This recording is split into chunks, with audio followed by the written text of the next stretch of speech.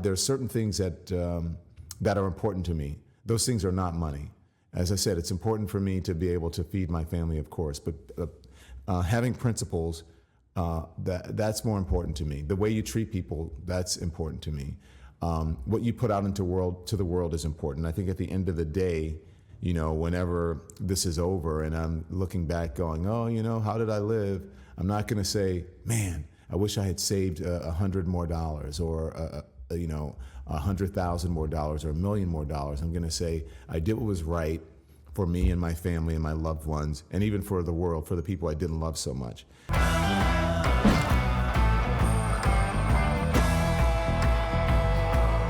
So joining us now on Speak Up with Anthony Scaramucci is actually a dear friend who's made some headlines recently. He's not the typical wealthy on guest, but I think the story is so important. And last week he made big news. I called him and said, please come on. We're not necessarily going to offer financial advice here as much as we're going to talk about the world, Don, how the world works, and how when we look at business leaders, how do business leaders think versus how journalists think. And so with that in mind, Mr. Don Lemon joining the show. Welcome to the show, Don. Thank you. Good to see you, Anthony. Always a pleasure. Same here. Now, and I could use financial advice, by the way. So yeah, well, you're smart with your money, though. I know that about you because we've talked about it in the past. You're a prudent guy and you're very disciplined, which is everything. The hallmark of this show is to tell people to be disciplined, save a little money, and so forth. But this is really the show that I wanted to talk about today. Is a little bit about your career, a little about the twists and turns at Twitter, and then if you're okay with it, I'd like to get into a little bit of the conversation with Elon Musk, who is a self-proclaimed free speech absolutist. And we're going to talk a little bit about that for a second. But before we get there, I want to point out to people what I genuinely love about you, okay? And you were picking on me. That is correct. Picking on me when I was the White House communications director, okay? Now, the problem was I wasn't even aware of it because I was just getting picked on by everybody, okay? It was a huge onslaught. But like what happens in life, when people meet each other and they get to know each other as opposed to the two-dimensionalization of each other and the caricatures, friendships can form. Is that a true statement? It is a true statement. I remember the first time I met you, I think it was in a CNN green room. And I just remember it was like, you had on a ring. I don't know if it was a class ring or whatever it was. I was like, I like that ring. And we hit it off. It was respectful. I don't think you were on my show. You may have been on another show before mine, maybe Anderson or something, but this is before Chris was in prime time. This is before Trump. And we hit it off, but we weren't friends. Then you went to the White House, and then I would make fun of you. And then, I just used you yesterday, or maybe the day before, when I wrote something, I did an editorial on Ronna McDaniel, and I said that was like a half a Scaramucci, that she was 0.3, by the way. I sort of feel like I deserve to be the official score. Yes, but listen, we met each other and we instantly liked each other, and we've been friends ever since. And I love you, I love your family, and it's the feeling's mutual. And you're a real. What I love about you and your book, which I read a few years ago, and you came on for that, is your realness. Okay, you are out there, fully transparent with your life. And I think the happiest people are that, by the way. I mean, the more transparent we are, the more comfortable we are in our own skin, the happier we are. And so, one of the guys that is here at Wealthion, he's a very close friend of mine, 30 years. We watched the interview between you and Elon Musk, and he wrote 3 words to me. He wrote oil and water. Okay, and I looked at and I watched the entire interview, and I thought the interview was interesting because of so many things. But the specific thing was there felt like there was tension right away. It didn't feel like there was a moment where the interview was going well. It felt like there was defensive tension on Mr. Musk's part. And so, if you don't mind, take us behind the scenes. Take us into the pre-interview. The jocularity of getting into the seat, getting ready to go live. What were the conversations like with Elon and his team? And did you feel like it was slipping away before it even started. Well, listen, it wasn't. He doesn't really have a team. He doesn't have a lot of people around him. I don't know if you know him or not. The only thing he was right on time. He came down the stairs. I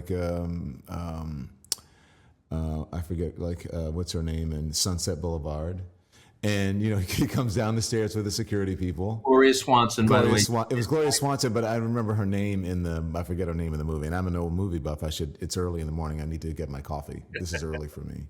So he came. He was on time. I think he was the only thing that they were a little bit concerned about. I'll just share something with you that I haven't shared with anybody else, is that they were a little concerned about just giving information about Tesla because they didn't want to sort of influence stocks or that kind of thing. And that's understandable. I said, look, I'm not CNBC. And if there's something that you can't answer, just say, I can't answer that question, or, I don't want to talk about that. So that was it. I was fine. You know me, I get along with everyone. I've interviewed everybody, people I don't agree with. You remember during the whole run up to 2016, we would go at it on set with all kinds of people. And then we go out. You also interviewed Donald Trump after the May incident. Yeah, and we would go out for beers afterwards, and I don't necessarily have to agree with people politically in order to have a conversation with them or find something relatable. So I was fine. He seemed like he was a little, sort of standoffish, a little cold. And so I was like, okay, fine. We're not friends. We don't really know each other. And we sat down, and I thought the beginning was a good, it was pretty good. He was laughing, I was laughing, or what have you. The interesting thing to me is that I have had very tense interviews before. This wasn't a gotcha interview. I was just asking him about himself and asking him about things that he put out there. And I think I just sort of, as we got going, I think I was sort of taken aback by like, wow, he's not taking responsibility for anything. Like nothing really matters to him. I was like, okay. So I just kept asking him questions, and he just became increasingly uncomfortable. But this wasn't a gotcha interview. I had nothing against Elon Musk. I just had questions about who he was, and I wanted people to get to know about him and me. And honestly, I thought it was great for people to be able to see two people like us with different worldviews sitting down and having a conversation. And, whatever at the end of it, whether we go away of it with, at the end saying, I learned a little bit about him. He learned a little bit about me. This is great for the platform. People from different worldviews should be on this platform. That's it. But he didn't see it that way, obviously. Okay, so that is one of the central questions I have. So he did not see it that way, and I was, I was in Silicon Valley recently. I've also met with several people that are inside of the orbit of Elon Musk. One gentleman said to me, well, you got to be careful because I'm in his orbit. He's going to make me very, very rich. If I say something that he doesn't like and he takes me out of his orbit, I'm going to miss the yacht. And I'm also going to miss the generational wealth for my family. Yeah. And so therefore, if he has no clothes on, I'm going to tell him how beautiful the clothes are because this is a generational wealth experience for me being inside his orbit. A way to react to that. Do you think that happens a lot with people that are in power, that they get into a little bit of a vortex, a little bit of an echo chamber? Oh, I don't know, Donald Trump. Why don't you you worked for Donald Trump. I'm sure there were lots of people around him like that. Well, the answer to the question, obviously, politically, is yes. Yes. And I think we notice it now in the corporate setting as these people get power. And so, how does Power and money. Yeah. Yes. And the reaction to it has been the same. People are, Don Lemon missed out on a huge opportunity with the richest man in the world. I don't feel that way. I feel like I am a journalist. I'm not in journalism. I don't do this because I want to be rich. Look, I like to pay my bills, of course, but I'm not doing this because I want to be a millionaire or a billionaire. I do this because this is my work. This is my life's mission. This is what I want to do. I want to inform people. I am curious about the world. I'm curious about life. I'm curious about what makes people tick. So the Anthony, the reaction has been, well, his contract was torn up. He's going to be out of a lot of money. That doesn't matter to me. I have money. I'm fine.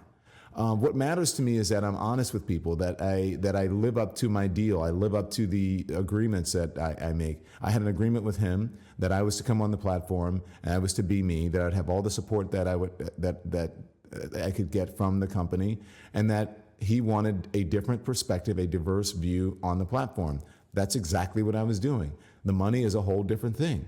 And so the reaction has been, I'm surprised that people have been reacting through economic, money, greed, rather than principles, morals. This is what the man was supposed to be doing. He's doing exactly what he's supposed to be doing.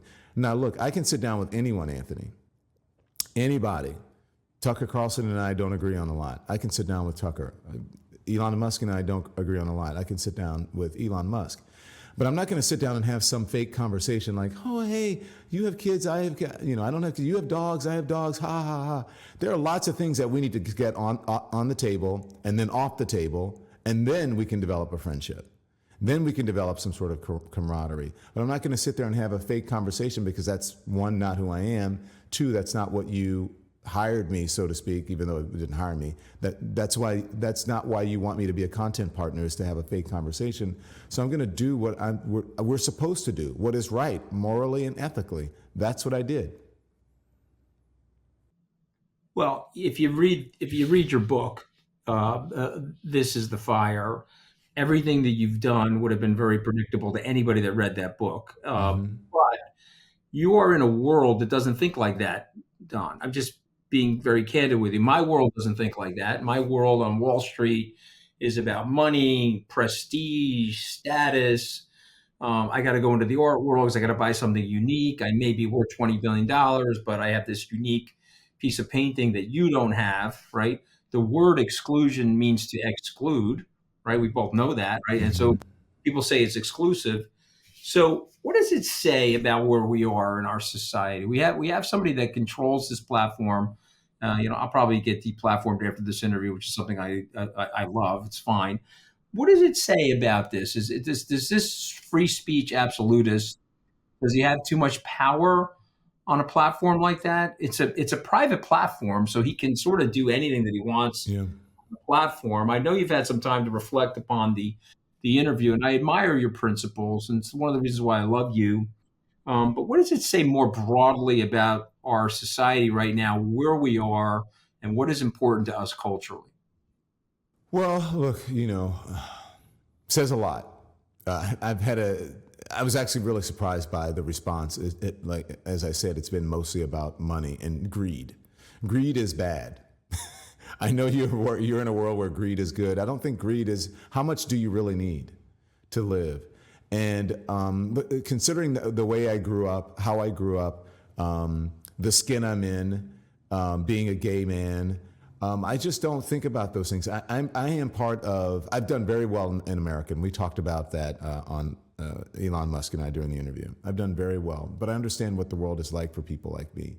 And so I have to there are certain things that are important to me. Those things are not money. As I said, it's important for me to be able to feed my family, of course, but having principles, that's more important to me. The way you treat people, that's important to me. What you put out into the world is important. I think at the end of the day, whenever this is over and I'm looking back going, oh, how did I live? I'm not going to say, man, I wish I had saved $100 more, or $100,000 more, or $1 million more. I'm going to say I did what was right for me and my family and my loved ones, and even for the world, for the people I didn't love so much. So where are we now? I think we're at a point, we're at a point where I think we need to start reassessing what's right and reassessing, how we feel about things. It's great to make money. People would love to make as much money as you can, but if you're going to do that to the detriment of the world, the society, yourself,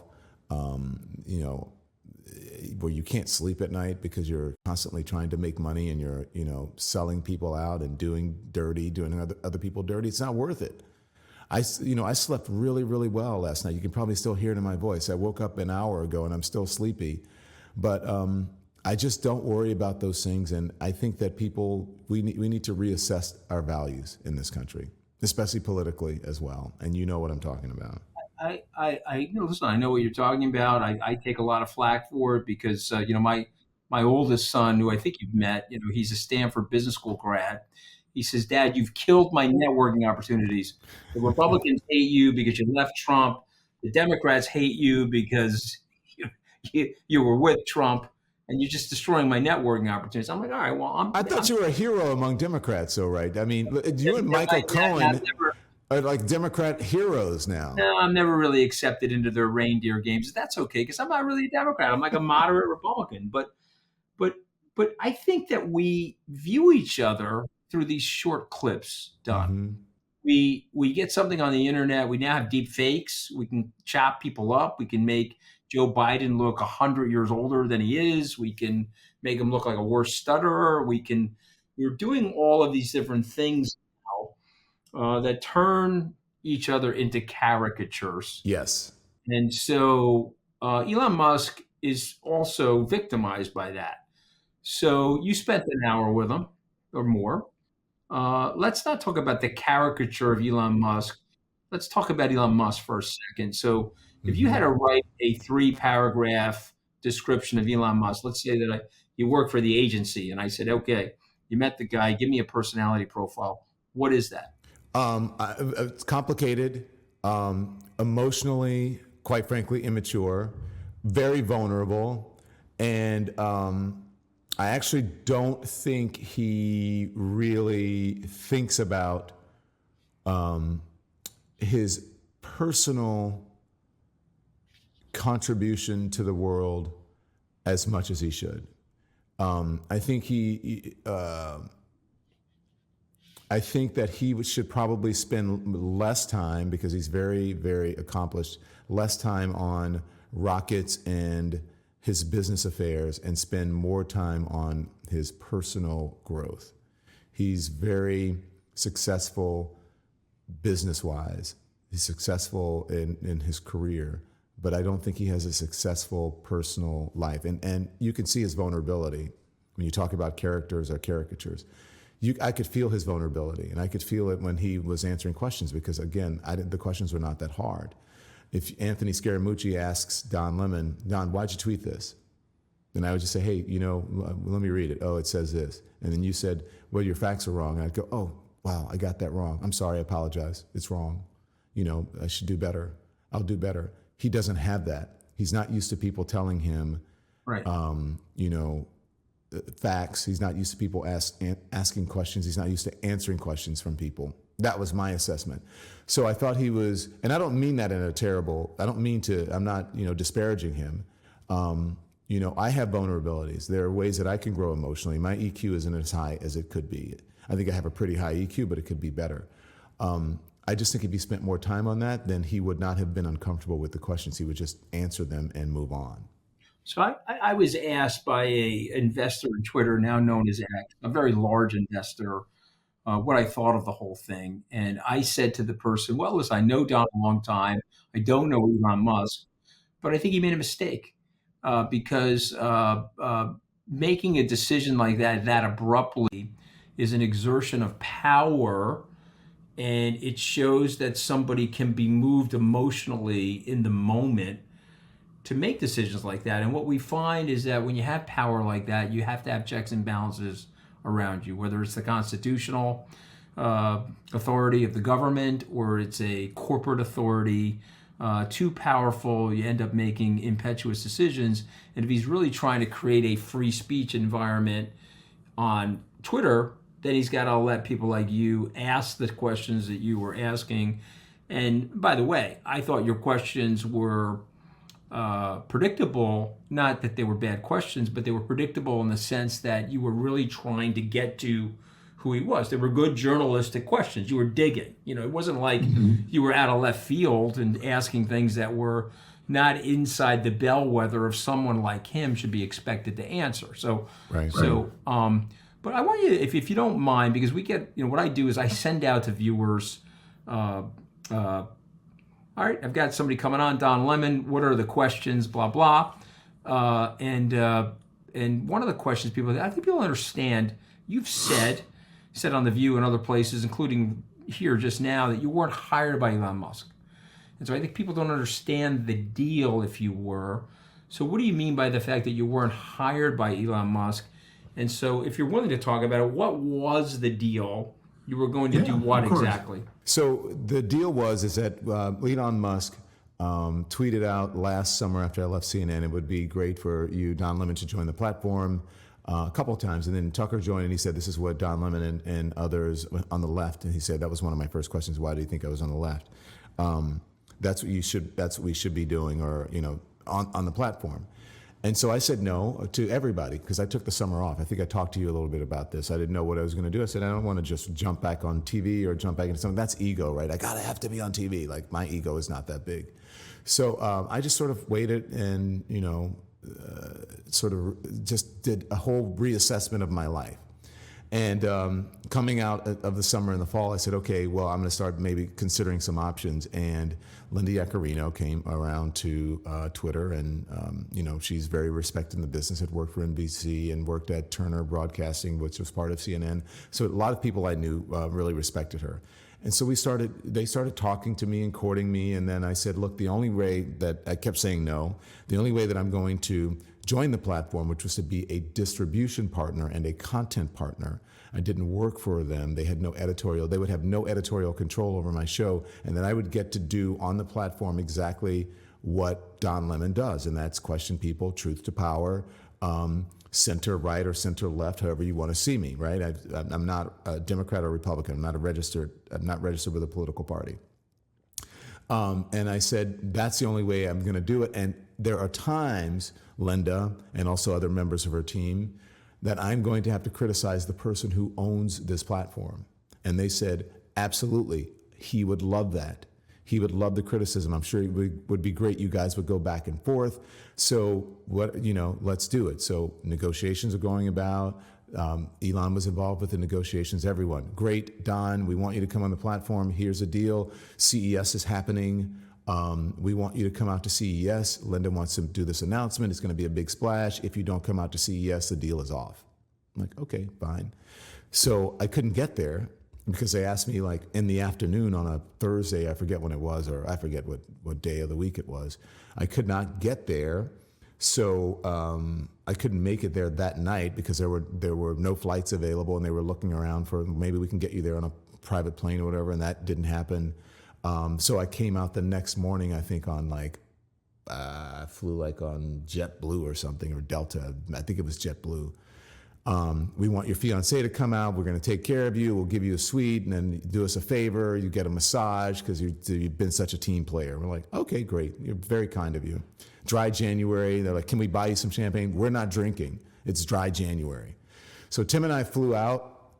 We got there, we go to dinner, everything is great. We want to have a big party for you. You're, announced all the content partners, me, Tulsi Gabbard, and Jim Rome at the time, all content partners. And they were very happy about the deal. I went to Twitter headquarters to meet with the staff to figure out what they want to do with me, what kind of things I liked, what they could do for me on the platform, yada, yada. I did an upfront with advertisers and, all kinds of things. So I was living up to my part of the deal. We have all your support, Don. We can't wait for you to start. I wanted to start my show a week or two earlier than we launched.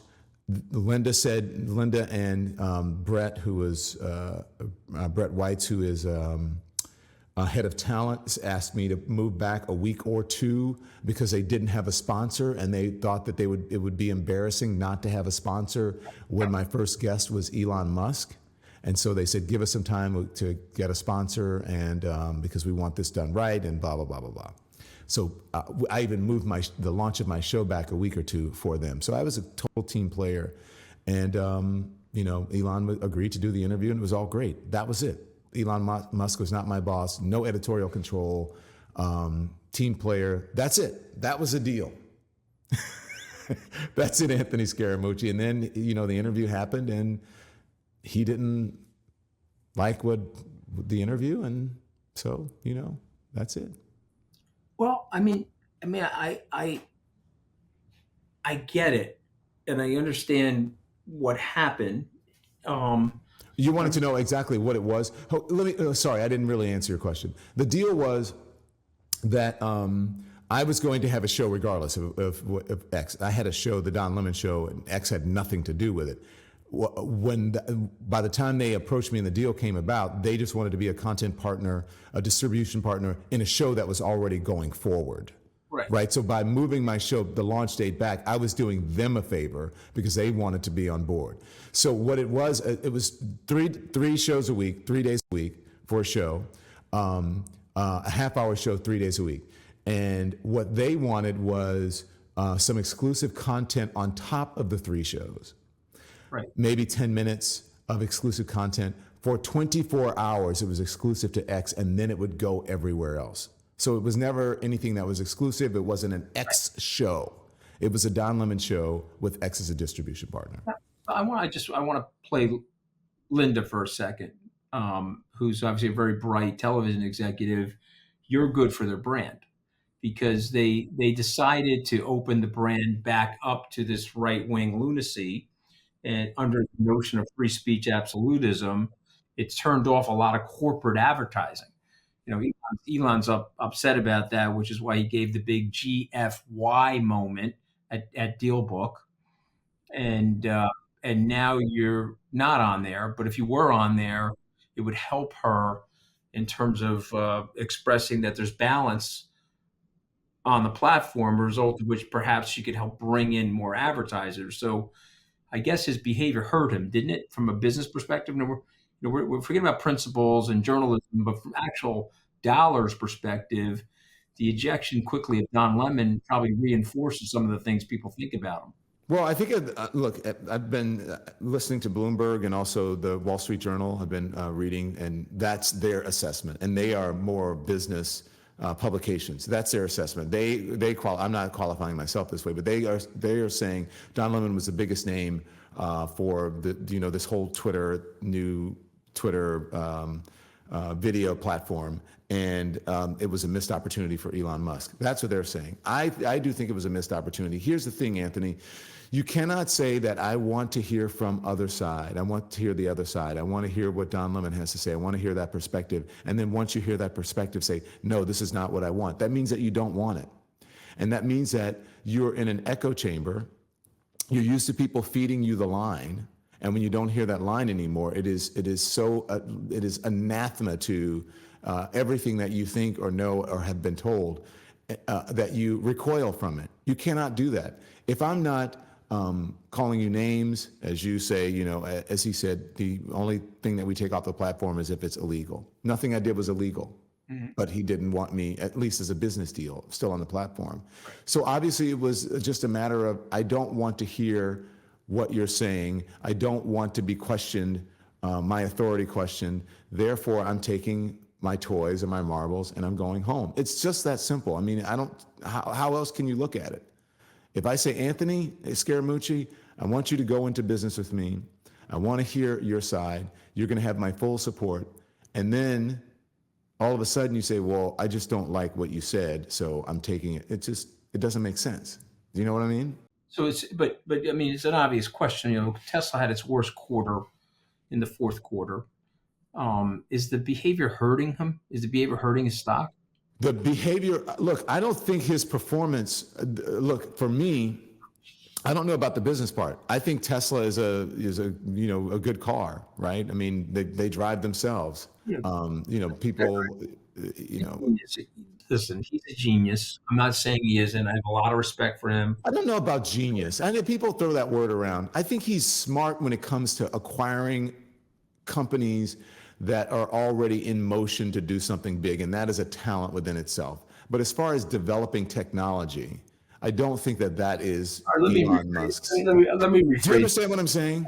I do, but let me rephrase it. I'll qualify him as an entrepreneurial genius because there are 3 or 4 things that happened to him that he stayed on it. He has very admirable qualities of not giving up. By the way, that's the great irony. I bet if I had the two of you out to dinner one night, the two have way more in common than than you probably would see superficially. You're doggedly determined. Your career is an improbable career. Reading your book, you hung in there when other people could have departed, and you've made a big name for yourself. And the Don Lemon Show is going to go on and have great success with or without X. And frankly, I would have liked to have seen you on there because I think it would provide more balance. But let me ask you the direct to consumer media question that I think is on everybody's mind, especially my audience. That's really the future, Don. Am I right? I mean, I'm watching the ratings go down on all these appointment televised shows. So where are we 5 years from now? Where is Don Lemon? Where is the media? Where is the dissemination of information? And by the way, this show, as an example, the ratings are ridiculously high on Speak Up. And I look at shows sampling from CNBC and things like that. We frankly have higher ratings. We have more eyeballs because we're able to do longer format, and people can plug and play into it anytime they want. So where are we 5 years from now in this type? Oof. Look, I think that I don't think that there's going to be the end. Television will never go away. I mean, look, what you and I are doing right now is television. It's just the mechanism through which we are producing the television. It's just different, and the mechanism through which people are consuming it is different. But basically it's the same thing. So I don't see linear television going away. I think it's going to shrink. I think there's going to be very few people with huge contracts, right, who are, TV stars, so to speak. I think that obviously live sports always going to be there for traditional television. I think live news events, it's always going to be there, but probably not with as big an audience because people now can stream it, right? If you look at some of the big ball games, the big sporting events are now streaming and they get some of the highest numbers. I think that we are going to move into streaming. I think it's going to get even more crowded, and there's going to be more competition. But I think streaming is basically going to become what broadcast was. So people will be getting their content through what we're doing now. The weird thing is that, and I think it should be a little bit concerning to people, is that people can narrowcast even more so. They get to pick and choose exactly what content they want to see and hear. So this could eventually push us into even, more chambers where we just sort of listen to ourselves, right? Echo chambers of people where people are just sort of listening to whatever confirms or reaffirms their own beliefs. So, but I do think that this is the future. I think linear is dying, not dead yet. It's going to have a tail, but eventually it'll be over, kind of, if that makes sense. It's like radio. It's like radio and television. Radio never went away, but it doesn't have the influence that the influence that it once had once television took over. So I think television won't have the influence it once had once streaming takes over. Yeah, it's interesting, but it still has an influence. So let's go to some audience questions. I'm not going to keep you too much longer, but we're not going to fight. You want to fight with me? What do you want to fight about? I mean, no. We've already gone through that. It's so weird. Like that was a whole weird thing about Elon. It's like, Elon, relax, man. Like it's not like just hey, I'm not. As I kept saying to him, I'm not trying to make you uncomfortable. Just answer some questions and then we'll just move on.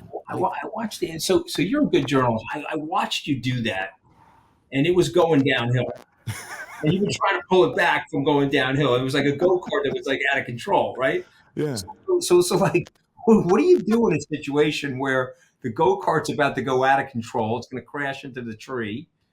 And you just let it crash. If you're a journalist, like Anthony, if I say to you, Anthony, look, you made this decision, whatever it is your business, and I say, and you say it's somebody else's fault, and then I say, Anthony, how is it somebody else's fault? Aren't you the head of the company? Doesn't the buck stop with you? And you say no. I'm like, wait, what?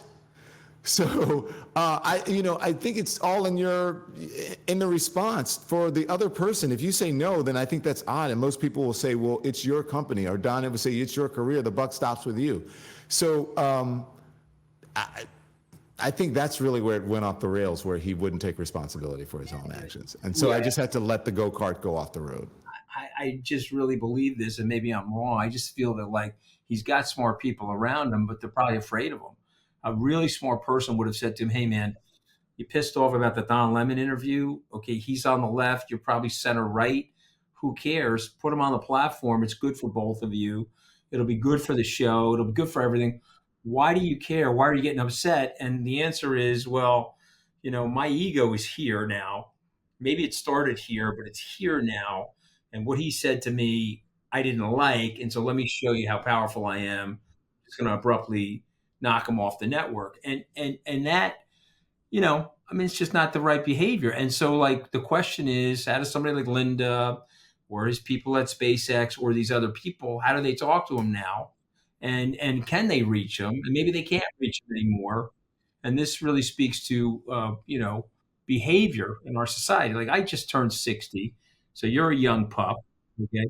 But just remember, beige don't age. We'll just leave it at that. Beige don't age. And Good beige don't age. good beige don't age. Okay? We're not that far off, Anthony. I'm just a year or two behind you. All right. Well, you look great. Okay. But I'm just letting you know, what did I learn? What did I learn?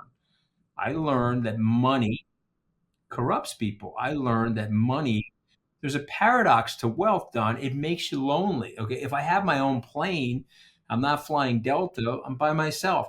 If I have my own yacht, I'm by myself. If I'm on a 20-acre estate, I'm sitting there by myself. There's a paradox to the wealth, and then it creates some level of insularity. And Howard Hughes, like, But also within that, you are, because you don't want to be lonely, you're bringing people in to that circle who are going to kiss your butt in order to stay in that circle on the private jet and on the yacht and whatever. And so they're always going to be like, yes sir, yes sir, yes sir, and you never hear anyone say, hey, you know what, you screwed up, or this isn't right, or you need to think about this. You never ever hear that. And you know what, just a little example for me, when I was at CNN, you know, I had the part of my contract was a car, so which would take me to and from work.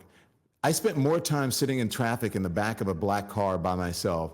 And now, you know, I can afford a car or whatever, you know, no big deal. But now I'm on the subway and people are like, hey, Don Lemon, I saw your Elon interview. Can I get a picture? You know, I agree with you on this, but I didn't agree with you on that. And maybe you guys should try to talk. And I love it. I'm like, yeah, you know, you're right. And they're like, I don't see why you got so upset. I thought it was great, even though I thought that this question was hard. Or, you know, Tim and I are on the subway or you know, we're walking in the street and people, hey, famous couple, how are you? We stop and talk. Hey, this is my dog. This is your dog. And you get to actually know people because you're not in that bubble. That's a small example, but I feel like that's probably where Elon is and where most rich people are. Listen, it's important. I live in a neighborhood for that reason. I want my kids to, you know, I don't know. I want them to be in a neighborhood. You know what I mean? I want them to be able to go in and out of the house, have their friends around, as opposed to live on some ridiculous estate somewhere. But all right, let's go to some audience questions if you don't mind. Okay, Barbara Fadid is saying that you and I should get a rocket and do a podcast in outer space. That would probably cost us a lot of money, actually. But I would like to do that. Actually, my wife would kill me. I've been reading a lot about deep sea mining, beers, and other heavily invested. It's an emerging industry race like the gold rush. My thoughts. Okay, so this is from Jeff from Cincinnati. I have no idea about that. I'm going to answer that quickly. We'll move on to the next one. So I'm leery of the deep sea mining.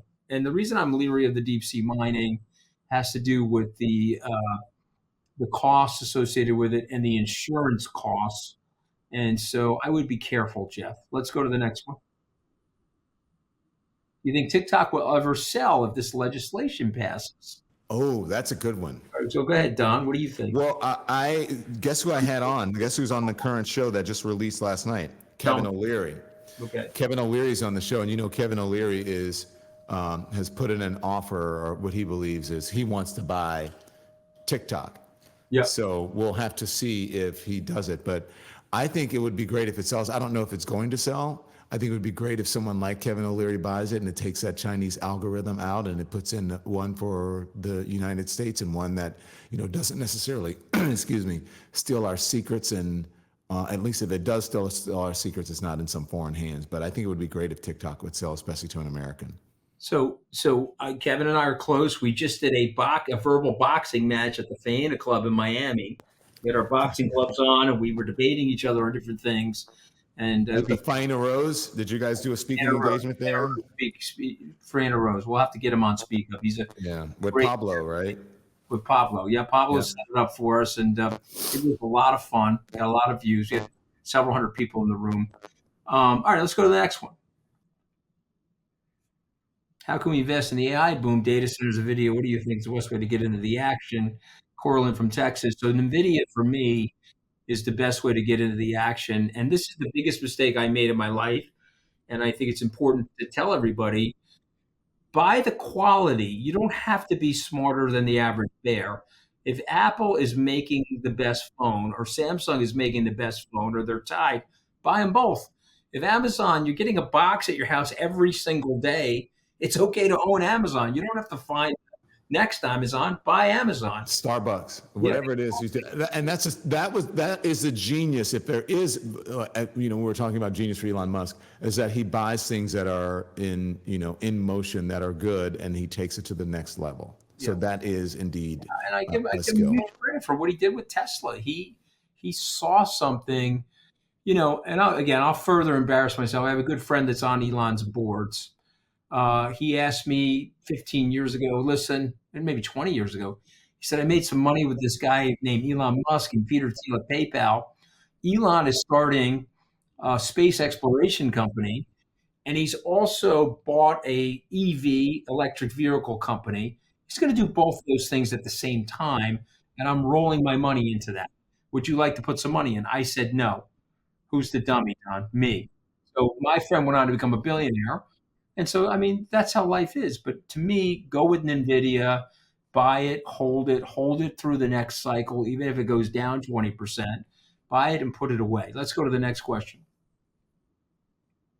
What's your take on Sam Bankman-Fried, and what can we do to protect our crypto investments? So Steve from LA, I'm going to ask Don to ask him as well because he's a good journalist. But I would say on your crypto investments, you can put them in your cold wallet, or you can store them in places like Fidelity, or you can buy the IBIT ETF from BlackRock. I think those things are all very safe, and you can stay out of the fray of the trading. I would just be a long-term holder for this stuff. What's your take on Sam Bankman-Fried? He's about to be sentenced on. I think the courts are going to decide that. I think Sam, obviously, he's in a world of trouble, and I think the courts are about to decide. But if I'm just looking at it, sort of a cursory, 30,000 view look, I think he did some things that were unethical, allegedly. That looks like it's pretty unethical, and I think he's going to pay the price for it. That's all I'll say. So, but let's wait till the verdict. North of 30 years, south of 30 years. Well, I think it's going to be south of 30 years because it's money. I mean, it does hurt people. It is investments, but did he, is it like murder? No. I think it's going to be south of 30 years, but look, I could be wrong. Okay. What do you think? I'm north of 30 years. This show is, of course, going to come out after the verdict, so we'll have to see if we're you think it's going to be like a Madoff? He's going to get a lot of... I don't think he gets the Madoff treatment because he's so young. But the problem is they had him dead to rights. They offered him a plea deal. He passed on the plea deal. He made the government go through the process of the trial. He perjured himself at trial, which has Judge Kaplan very upset. Yeah. These are contributing factors, but we'll see. And listen, he hurt me, Don. He hurt my reputation. I was in business with him. I believed in him. I liked him. So I don't want to make it personal, but it was something that, hurt Skybridge. Having said all that, he's a young man. And so we're coming up on Easter. I'm not wishing him poorly, but I do think he's north of 30. But you bounce back, Anthony. That's what I do have to say about you. You're a very classy guy. And look, you're a survivor. And that's what that's two of the things that I really respect about you. You're classy and you're a survivor. You are too. I didn't know lemons could bounce. I guess they bounce in the supermarket. You know what I mean? But I didn't know that. You're not only gonna bounce back. You're gonna have an amazing next 5 years. That's my prediction. That's why I wanted to get you on the show. I want people to see the full Don Lemon. All right, we got one more question. If you choose a Don Lemon over an Andy Cohen New Year's Eve party, if you could choose a Don Lemon or an Andy Cohen New Year's party, which would you choose? Mike and Dave from the control room. Which one are you going to, Don? Oh, I'm going to a Don Lemon party. Me too. I've been to Don. Let me tell you something, Mike and Dave. Eat your heart out. Scaramucci has been to more than one Don Lemon party, and they are fantastic. Okay? What happens at a Don Lemon party stays at a Don Lemon party, Mooch. But can I just let him in on a secret? Yeah. One of the Don Lemon parties that you went to, I mean, more than one because you've gone a couple of times, was I give a gay pride party in the Hamptons every year, and Anthony and his wife come, and they have the best time Yeah. ever. Don't we have a great time? Oh, it's the best. But let me tell you something. Okay, what I love about you and why I know the best years ahead are for you is that you are you. And in a world where a lot of people have a hard time being themselves, you are you. I have a nephew who's gay, and I can't tell you how proud I am that he came out at age 17, as opposed to waiting or living a closeted life. And I look to people like you as role models for people like him. So I'm very proud to go to those parties, and I'm very proud to call you a friend. And as I said, your best years are ahead. And I just want to thank you for joining us here on Speak Up. And I'm looking forward to many episodes of the Don Lemon Show. Where do we find the Don Lemon Show? I You know can it's everywhere, but find just it on everywhere. You can find it on YouTube, which I would say go like and subscribe to our channel on YouTube, The Don Lemon Show. You can find it on X. You can also find it on iHeartRadio. You can find it on Spotify, and you can find it on Apple Podcasts. Anywhere you get your streaming content or podcasts, you can find the Don Lemon Show. So go sign up, like and subscribe. You'll get notices when it drops. And it's fun. You know, at the beginning, Anthony, when you're starting something from the ground up, it's fun and terrifying all at the same time. So my I'm in whole the life, middle of story it. of I'm my whole enjoying life, it. man. Story of my whole life. Well, I wish you nothing but great success. Thank you so much for joining Speak Up. And you're stuck with me, Lemon. You can't get rid of me. Okay, I'll see you in the Hamptons. I'll see you, sir. Be well. Thanks so much.